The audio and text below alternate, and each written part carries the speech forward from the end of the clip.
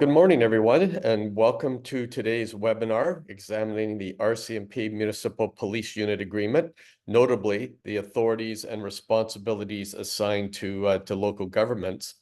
My name is Craig Hodge. I'm a city councillor in the city of Coquitlam, and I'm Metro Vancouver's representative on the UBCM executive. I'm also chair of UBCM's Community Safety Committee and co-chair of the Local Government RCMP Contract Management Committee. My co-chair on that committee is Jamie Lip, the provincial government's acting deputy director of police services, who we are happy to have with us today to deliver our today's presentation. Before we go any further, I would like to take a moment to acknowledge that I am fortunate to be joining all of you today from the traditional territories of the Coast Salish peoples, and in particular, the Coquitlam First Nation, on whose territories the Tri-Cities stand. I would also like to recognize the traditional territories across British Columbia, where our local government and provincial members work and reside. Today's presentation is a bit of a follow-up to last year's webinar, which provided a broad overview of policing in BC. For those of you who did not attend that webinar, I would encourage you to review the recording that is available on the UBCM website. We'll also be recording today's webinar, at least until we get to the Q&A portion of the agenda. We're hoping that today's discussion will add to the growing number of policing resources available to the membership. The webinar will be a bit more focused on the contract that many of your communities hold with the province. It will also include an interactive component, as Jamie will have some questions for your consideration. This is probably a good time now to turn things over to Jamie to deliver his opening remarks and explain the format of today's presentation in a bit more detail. So with that, over to you, Jamie. Thank you so much, Councillor Hodge, and also thanks very much for starting us in a good way with the important territorial acknowledgement. Really pleased to be here today on behalf of Policing and Security Branch for this important webinar on the Municipal Police Unit Agreement. I'd also like to just thank UBCM for the great partnership in delivery of this session today. As Councillor Hodge mentioned, this is the second in our series of on policing in British Columbia. The first was held in early 2023 and provided a higher level overview of the structure of policing in British Columbia. Today's webinar is really focused on the Municipal Police Unit Agreement, which is the agreement for municipalities over 5,000 population who've chosen to have the RCMP serve as their municipal police unit.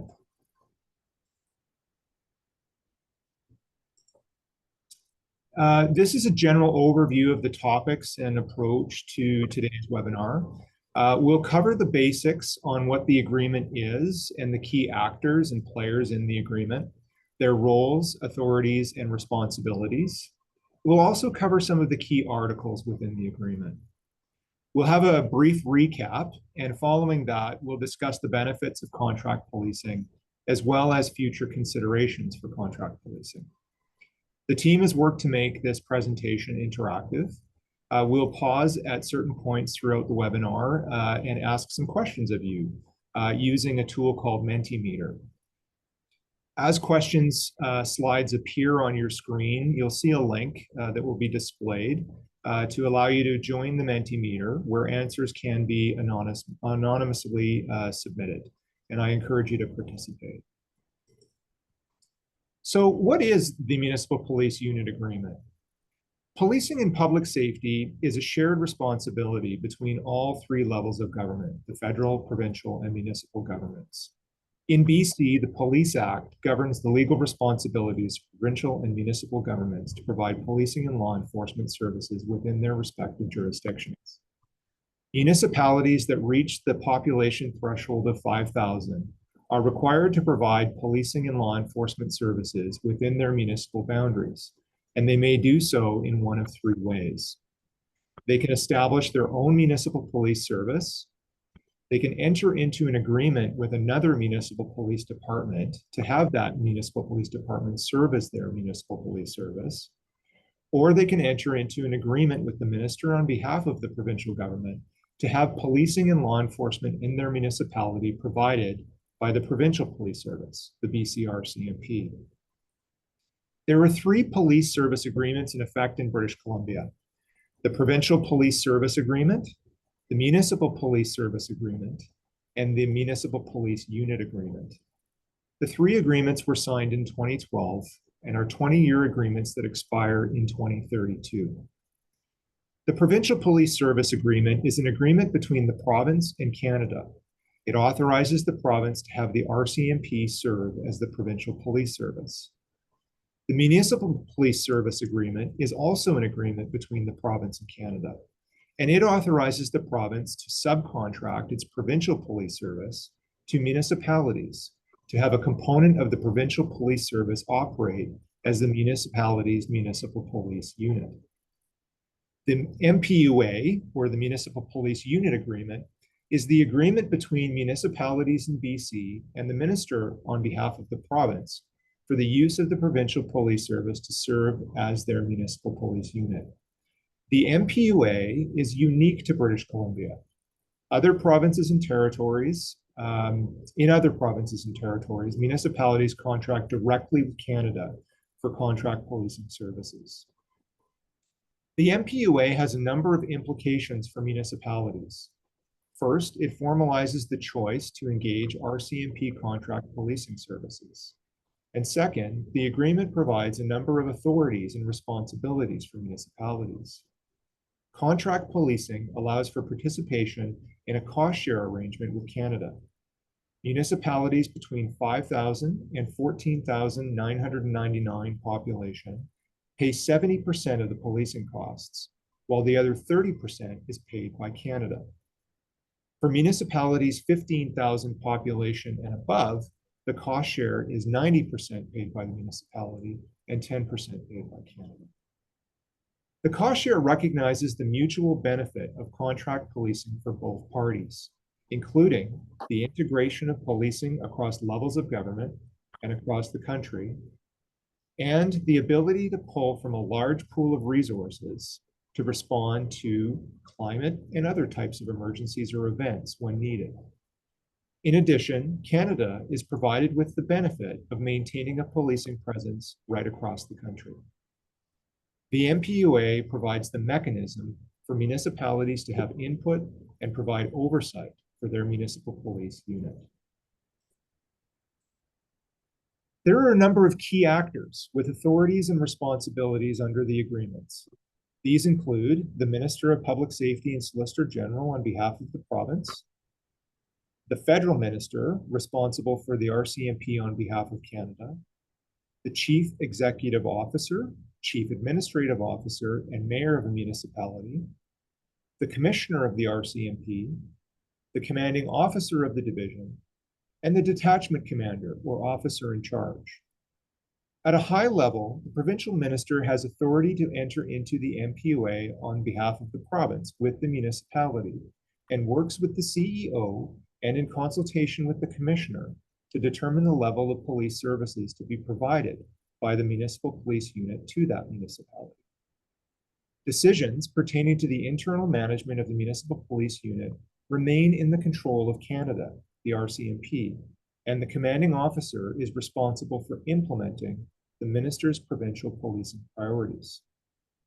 The CEO has authority to set the objectives and priorities of their municipal police unit, and the detachment commander works under the direction of the CEO or their delegate. There are many more authorities and responsibilities of each of these key actors that are outlined in the agreements. They operate together to ensure effective functioning of the municipal police unit in carrying out public safety more broadly within the jurisdictions. A central aspect of the agreements pertains to engagement and input between the municipality and the RCMP as the municipal police unit service provider. These are outlined within the first few articles of the MPUA, which we'll cover. Article 3 focuses on the purpose and scope of the agreement. While Canada is responsible for providing the municipal police unit, the municipality authorizes the municipal police unit to provide policing within its municipal boundaries. Municipalities are responsible for providing and paying for support staff for the municipal police unit. These support positions are not eligible for the federal cost share. However, if a municipal support staff is providing support in the areas of provincial or federal policing within the MPU, municipalities can recoup salaries from Canada for any part of the support staff that is providing these services in areas outside of municipal policing. And to ensure public safety across the province, this article also authorizes the minister, in consultation with the commanding officer, to require municipal police units to provide assistance to other agencies in the province. Notably, this type of temporary assistance is limited to police agencies in BC, and it's separate and distinct from Article 8 of the Municipal Police Unit Agreement, focused on emergencies and major or special events. The management of the Municipal Police Unit is outlined in Article 4. While the RCMP act as the Municipal Police Service, the internal management of the Municipal Police Service remains under the control of Canada.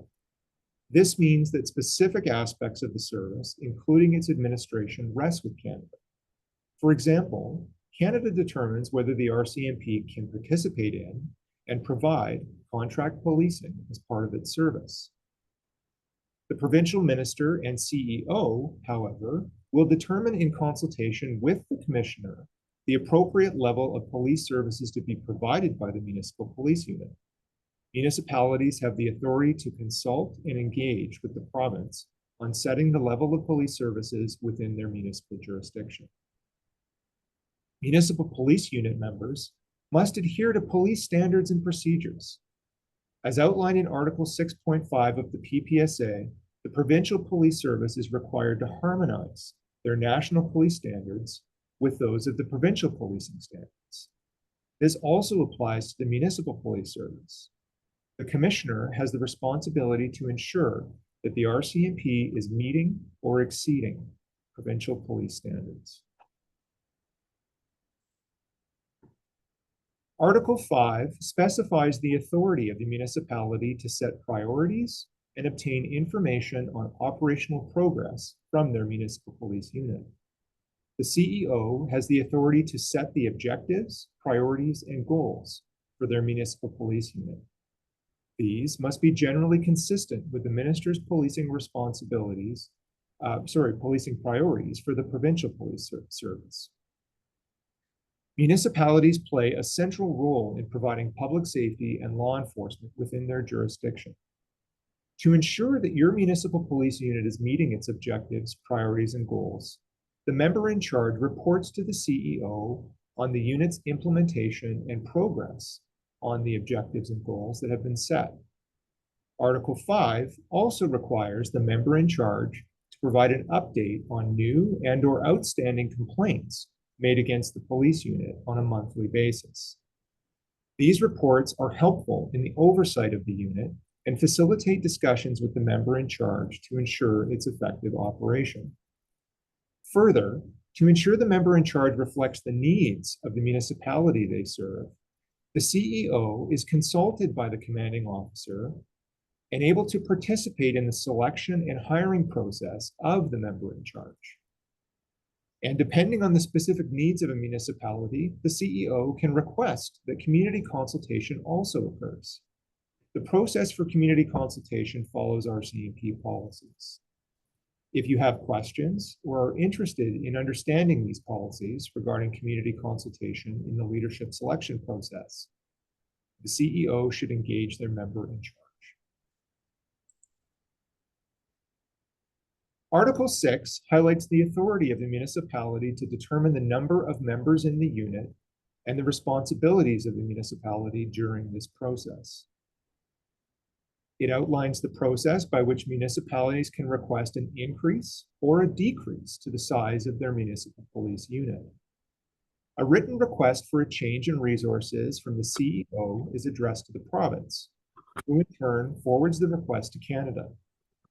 Canada will increase or decrease the size of the unit within 1 year of receiving the letter from the province.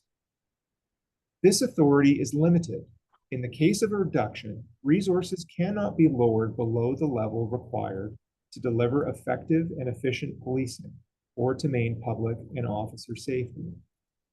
If there are concerns, or this was the case, the federal minister will provide a written response with reasons for denying any request to the provincial minister.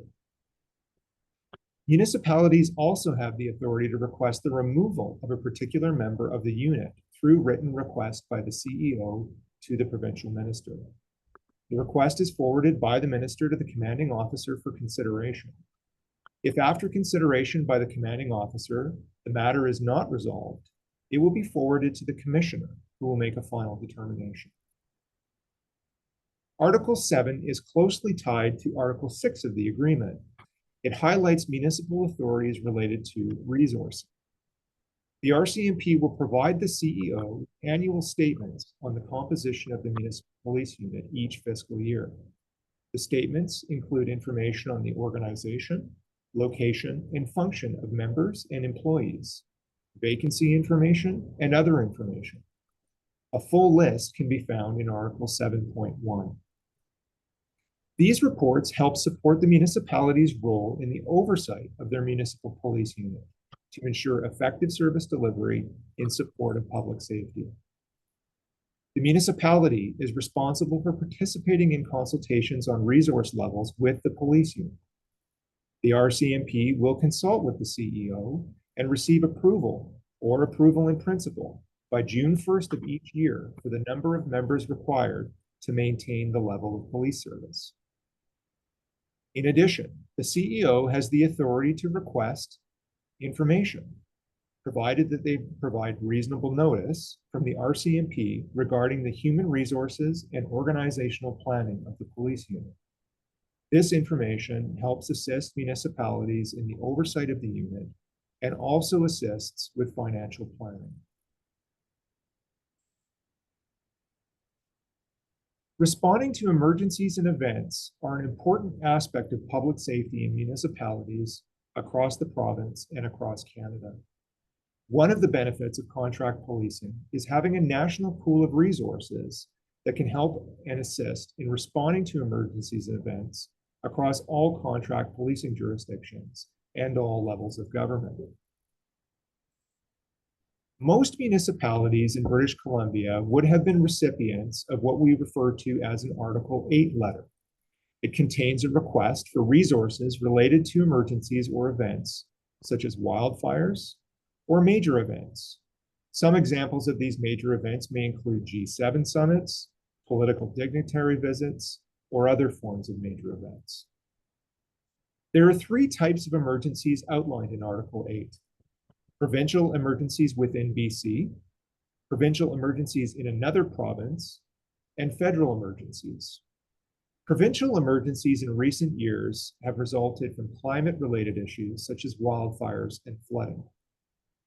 Under the agreements, emergencies can only be declared by either the provincial minister or the commissioner. If an emergency is declared in BC by the province, the provincial minister requests in writing that the commanding officer redeploys members from the service in order to maintain law and order, keep the peace, and protect the safety of persons, property, and communities. In an effort to minimize the impact of redeployments on municipalities, it is a common practice for the province to request that the RCMP redeploy members from federal and provincial business lines first, and then from municipal business lines as necessary. If an emergency occurs outside of BC in another province or territory, the commissioner will write to the provincial minister advising that resources will be redeployed to respond to the situation. In these instances, the province will similarly request that resources be redeployed from provincial and federal business lines first in order to mitigate impacts on municipalities. In either event of redeployment, the commanding officer and/or commissioner ensures that the municipality will continue to receive adequate policing. The municipality providing resources does not pay for the costs of redeployment. The receiving jurisdiction is responsible for paying for the costs for the increased resources. However, if a municipality chooses to backfill positions which have been redeployed, they are responsible for these costs. In the event of a federal emergency, the commissioner can withdraw and redeploy up to 10% of the members of the provincial police service and municipal police units. In this case, Canada is responsible for 100% of costs of redeployments. If a federal emergency exists within the municipality, the normal cost share will continue to apply for the first 30 days, and after which Canada will be responsible for 100% of the costs. In addition to emergencies, Article 8 also considers major and special events. Major events may have national or international significance, such as the G7 summit, or, for example, the recent papal visit. These events are within the jurisdiction of Canada. Major events are treated similarly to federal emergencies. If the commissioner determines that a major event is occurring, up to 10% of the members of the provincial police service may be redeployed. This can include up to 10% of the members of any municipal police unit. And Canada is once again responsible for the cost of redeployment at 100%. Special events are determined by provincial or municipal jurisdictions and can include things like music festivals. If deemed necessary, police resources may be redeployed to provide additional resources to maintain law and order in the case of a special event within a municipality. Municipalities are responsible for the cost of redeployment at the cost share. There are a number of definitions included in the agreements that I would encourage you to look at under Article 8 for reference.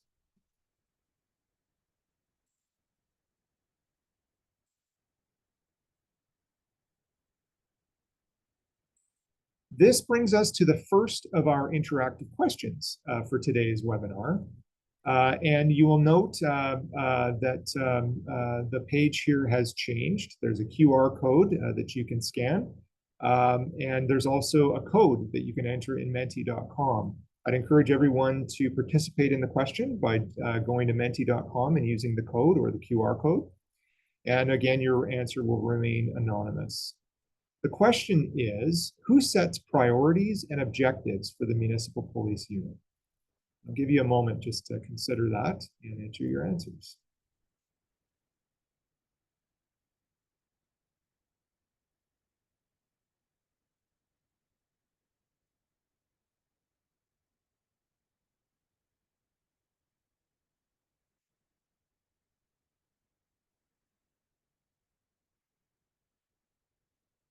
Okay, we've got a number of folks that are entering answers into Menti. And what I will do is just provide you with the answer. The answer is that municipalities have the authority to set priorities, objectives, and goals for the municipal police unit. However, these cannot be at odds with those that are set for the provincial police service by the minister.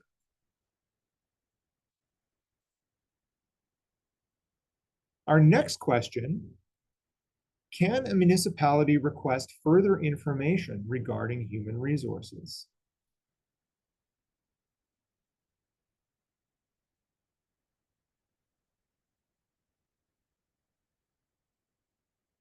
And we've got a mix of responses here.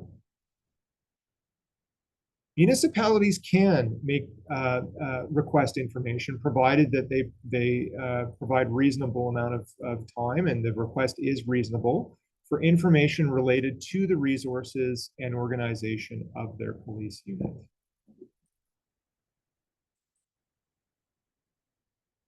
The next set of articles cover finances, equipment, and supplies. More specifically, these address the financial components of the Municipal Police Unit Agreement, as well as the calculation of payments as they relate to accommodations, equipment, and supplies. The Police Act also outlines a number of requirements specific to municipalities over 5,000 population. These requirements specify that all municipalities in BC above 5,000 population are required to provide 100% of the cost of accommodations, support staff, equipment and supplies, and police lockups.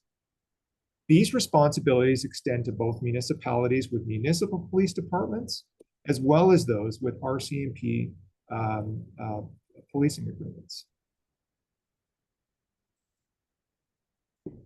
Article 10 of the MPUA sets out the responsibility of municipalities to provide and maintain accommodations for the municipal police unit and support staff.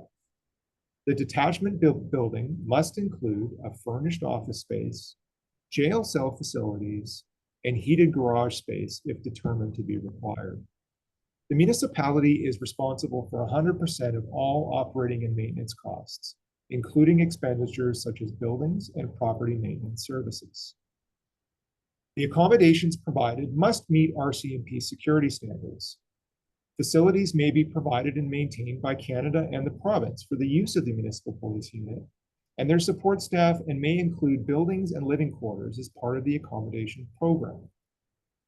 Municipalities are responsible for 100% of the cost for their municipal component based on their proportionate share in occupying federally owned integrated buildings, including operating and maintenance costs. The agreement outlines that other than leased accommodations, all real property that is held, acquired, used, or administered by Canada to provide and maintain the municipal police unit shall remain at all times the sole property of Canada. Closely aligned with Article 10 is Article 14, jails and lockups, which stipulates the municipality is responsible for providing and paying for jail and lockups. This aligns with the Police Act in British Columbia. The lockup cells are intended to be used as temporary holding cells and are not for longer-term correctional facilities. Article 11 outlines how payments occur for the municipal police unit. If the municipality has a population of less than 15,000, the municipality will pay to Canada 70% of the cost. And if the municipality has a population of 15,000 or more, the municipality will pay to Canada 90% of the cost. Municipalities are responsible for items under Article 11 according to the appropriate cost ratio. This includes salary, including wages, overtime, and pension contributions, and equipment under $150,000. In addition, there are items such as recruitment and cadet training and divisional administration costs. These items are subject to funding formulas before the cost share is applied. These items relate to programs that are divisional or national in nature, and as such, are subject to funding formulas that reflect how these programs are shared between levels of government and different jurisdictions. A complete list of items included in the cost of the police unit can be found in Article 11.2 of the agreement. There are also important exclusions from the cost of policing, which include the cost of civil action, the relocation of personnel, as well as the cost incurred by Canada for point of entry security for federal buildings. These costs are borne by Canada and can result in significant cost savings for municipalities when compared to a municipal police department.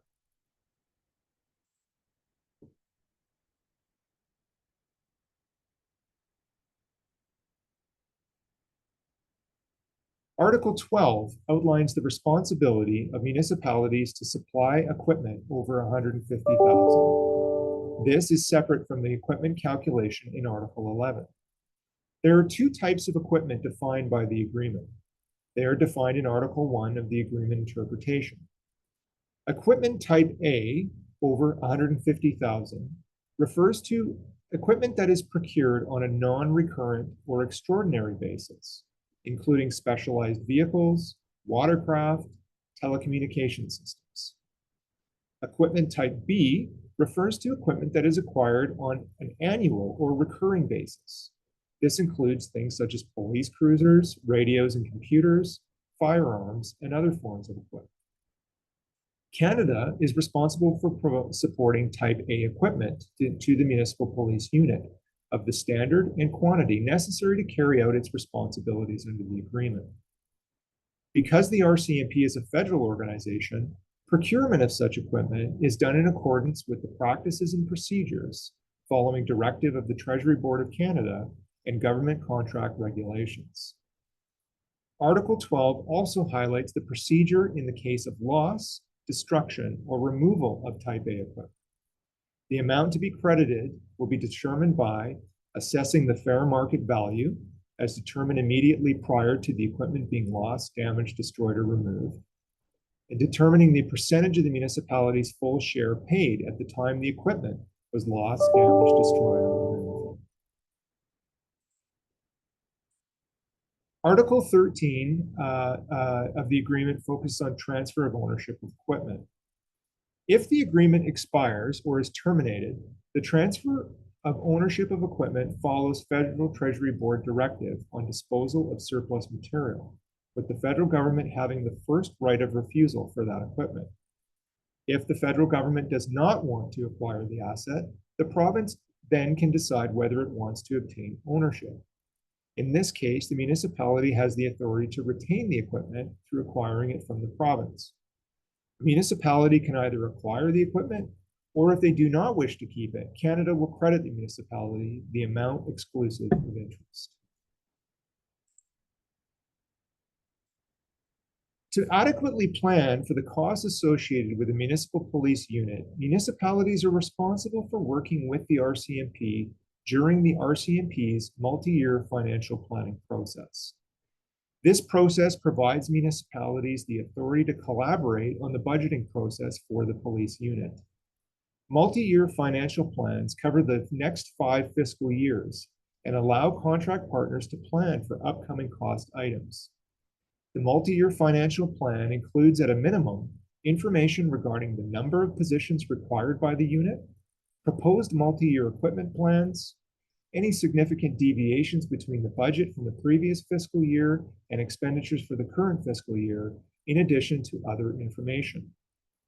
Throughout the year, the municipality and the RCMP will collaborate on the multi-year financial plan.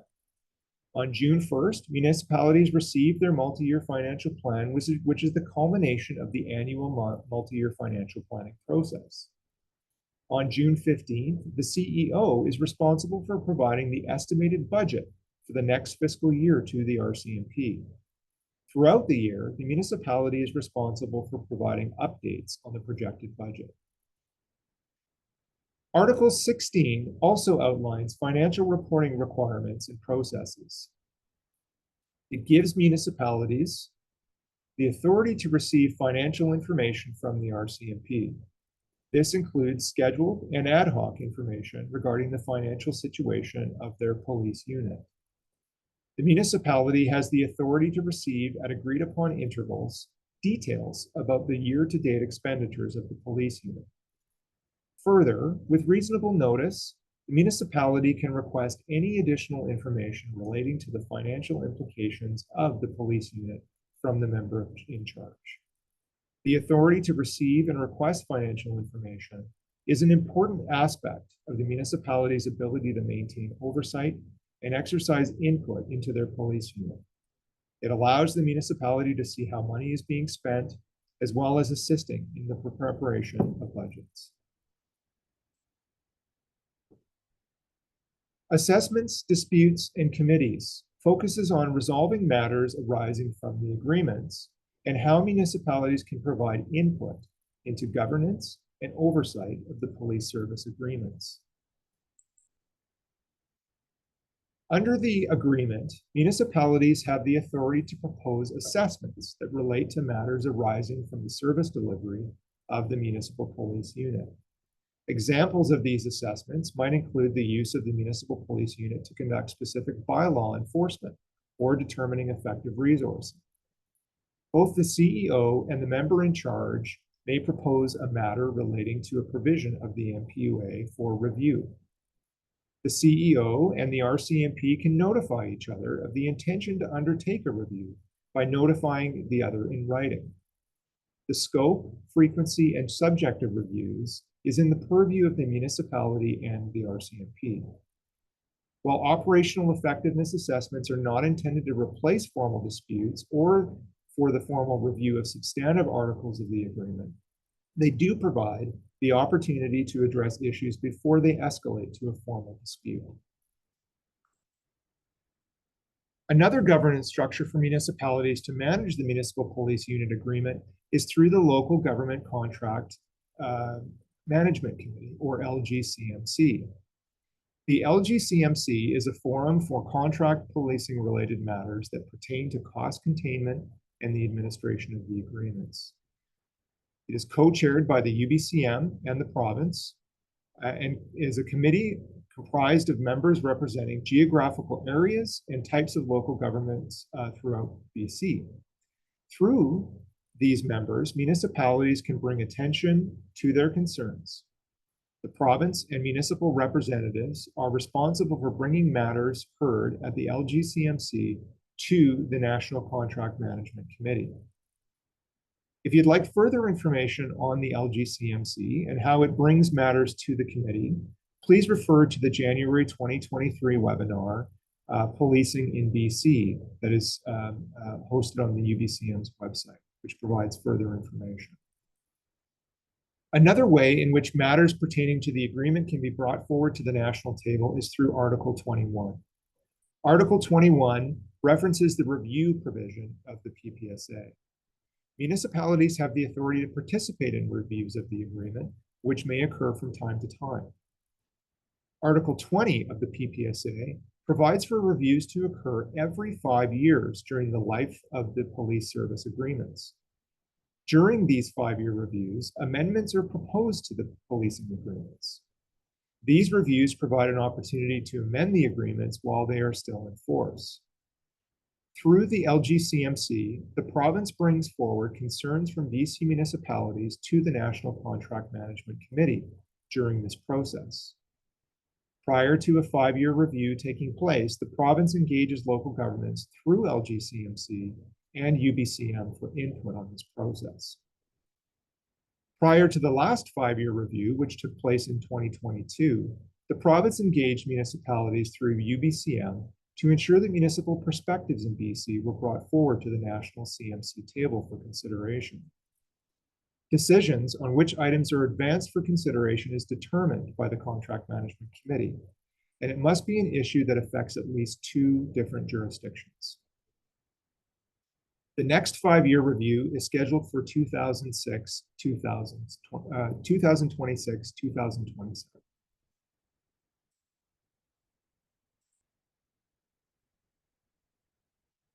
Municipalities have authority to bring forward formal disputes that arise from issues of interpretation of the agreement. Both the CEO and the member in charge can initiate disputes under the Municipal Police Unit Agreement. There are 2 types of disputes that can be brought forward. The first is related to any issue, matter of general concern, or dispute arising from the interpretation of the agreement. The second is related to an invoice. For issues related to the interpretation of the agreement, operational effectiveness assessments and the LGCMC provide an avenue to bring attention to the issue before proceeding with a formal dispute. Before initiating a dispute, municipalities are encouraged to work with the RCMP to try to resolve the matter first. For general disputes, the Municipal Police Unit Agreement prescribes that the municipality and member in charge are to consult each other and attempt to resolve the matter in good faith before providing a written notice of dispute. The process and timelines for adherence are outlined in the agreement. If informal consultation is unsuccessful, the CEO will provide the member in charge with a formal notice of dispute and request for a meeting. If the dispute is related to invoices, a formal timeline is laid out, with the first step being that the member in charge will attempt to resolve the dispute with the municipality within 30 days of written notice. If the dispute is not resolved at this stage, further escalation is defined by Article 19.4. For general disputes, if the matter is not resolved through consultation, it may be referred to the ministerial level, and alternative dispute resolution processes may be agreed to. This brings us to the next question in the webinar. How can municipalities address concerns with provisions of the Municipal Police Unit Agreement? I'll pause for a moment to give people time to submit their answers.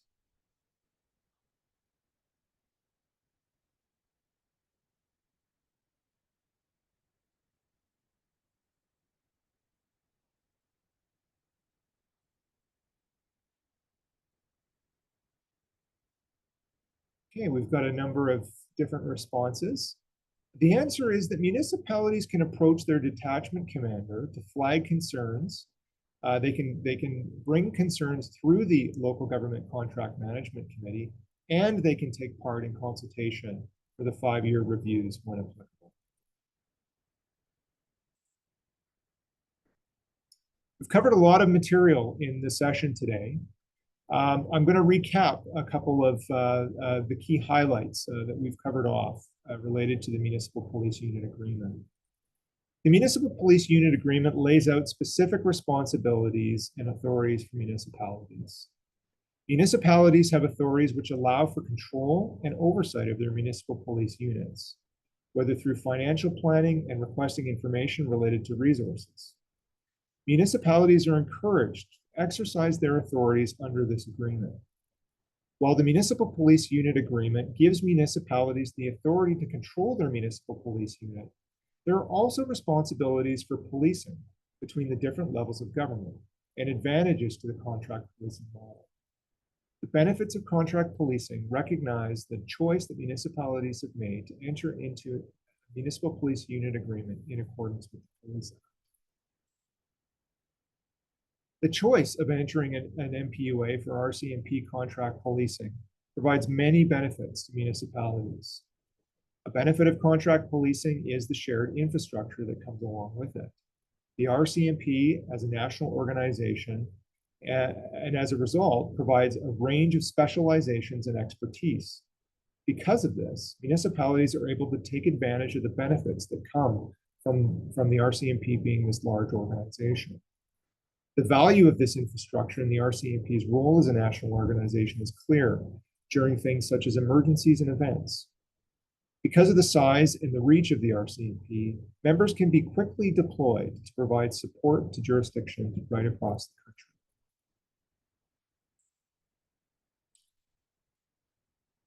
The current policing agreements are set to expire in 2032. In this regard, Public Safety Canada is undertaking an assessment of contract policing, including through engagement with contract partners such as municipalities. The assessment will culminate in a What We Heard report, relaying feedback that Canada has heard during stakeholder engagement with provinces, territories, municipalities, Indigenous partners, and other stakeholders across Canada. Concurrently, work is underway on the modernization of policing and public safety in British Columbia, mainly through the development of new policing legislation. The All-Party Special Committee of the BC Legislature on Reforming the Police Act released its report with 11 transformative recommendations in April of 2022. Some of these recommendations included developing a new provincial police legislation to replace the Police Act, and to co-develop that legislation with Indigenous peoples and municipal governments, transitioning to a new BC Provincial Police Service to replace the RCMP and creating the option of regional or amalgamated police services, Indigenous communities having direct input into their police structures and governance, creating and funding a continuum of responses to mental health, addictions, and other complex social issues, ensuring equitable access to high quality, culturally appropriate continuum of police and public safety services that are informed by community, fair and equitable shared funding model for municipalities, standardizing recruit and ongoing training and assessment to shift police culture, police collection and public reporting of disaggregated demographic data, and a single oversight agency to deal with complaints and investigations against police. The Public Safety Transformation Team within the Ministry of Public Safety and Solicitor General is taking a phased approach for the Policing and Public Safety Modernization Initiative, which includes making progress on government's response to the Special Committee's recommendations. The Public Safety Transformation Team continues to consult on the policy and legislation development, local governments, and UBCM through the Local Government Police Modernization Roundtable, First Nations, and with the RCMP and municipal police agencies, along with other partners. Based on the results of the consultations, it is anticipated that PSSG, Policing and Ministry of Public Safety and Solicitor General, will return to government in early 2025 to seek direction on the development of the new co-developed legislation and new laws.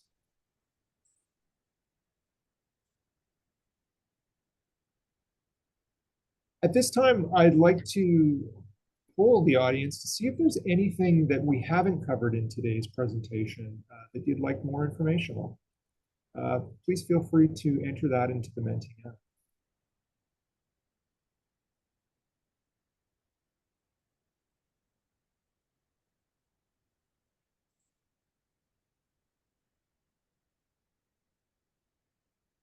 Great, auxiliary constables.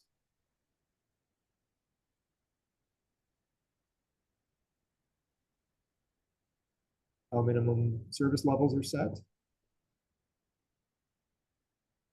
And these topics can be covered off in the Q&A that will follow, and we will also consider covering these topics off through other forums as well. Great disposition of assets for municipalities.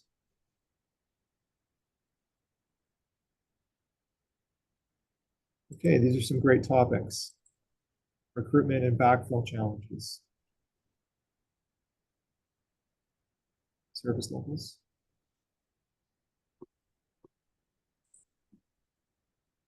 We'll move to our next question. Would you be interested in additional policing webinars? And if so, what topics would be helpful to you?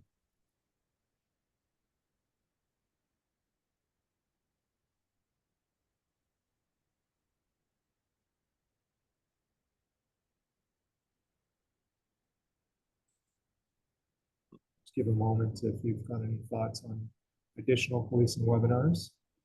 And of course, if you've ever have topics or of interest or the like, you can also direct those to UBCM or to LGCMC through UBCM for future consideration. Thank you so much for joining us for the webinar today. Hope that you found it informative. Certainly a lot of information to cover. It will be posted online by UBCM for later reference and those who may not have been able to attend. And at this time, I'll turn it back to UBCM and Councillor Hodge with thanks.